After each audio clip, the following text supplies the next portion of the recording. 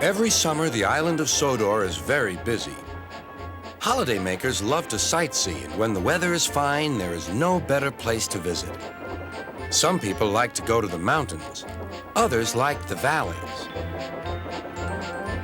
Children love the seaside. One morning, Thomas was puffing along the line that runs by the coast.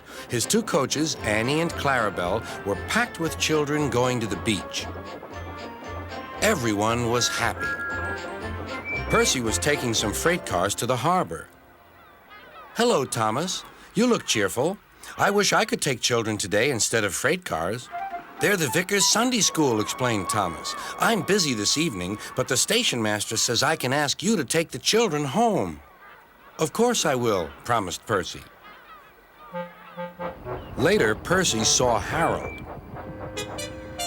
"Sorry, Percy. Can't talk. I'm on high alert." "Why?"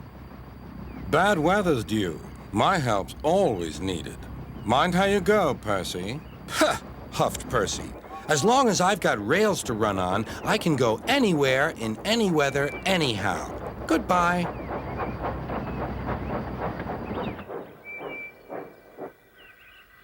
"Be careful," warned Edward. "There's a storm coming." A promise is a promise, thought Percy, no matter what the weather. The children had a lovely day, but by tea time, dark clouds loomed ahead. Annie and Clarabelle were glad when Percy arrived. He was just in time. The rain streamed down Percy's boiler. Ugh, he shivered and thought of his nice dry shed.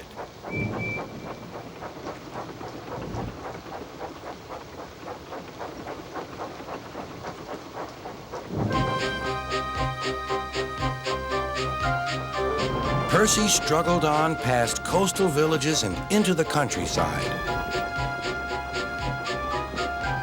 The river was rising fast.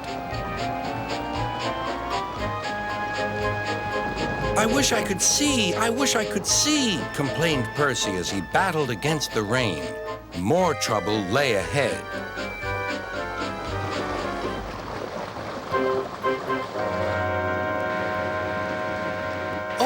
Hissed Percy. "The water is sloshing my fire."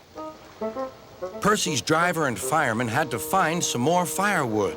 "I'll have some of your floorboards, please," said the fireman to the conductor. "I only swept the floor this morning," grumbled the conductor, but he still helped. Soon Percy's fire was burning well. He felt warm and comfortable again. Then he saw Harold. "Oh dear," thought Percy, "Harold's come to laugh at me."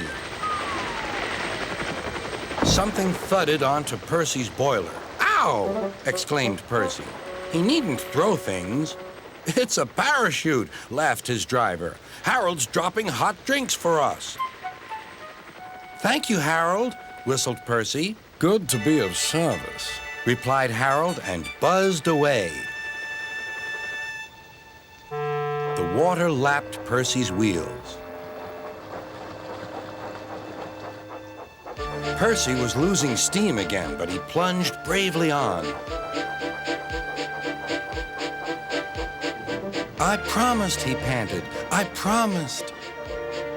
He made one more big effort, and at last, exhausted but triumphant, he brought the train home. "Well done, Percy," cheered Thomas. "You kept your promise, despite everything."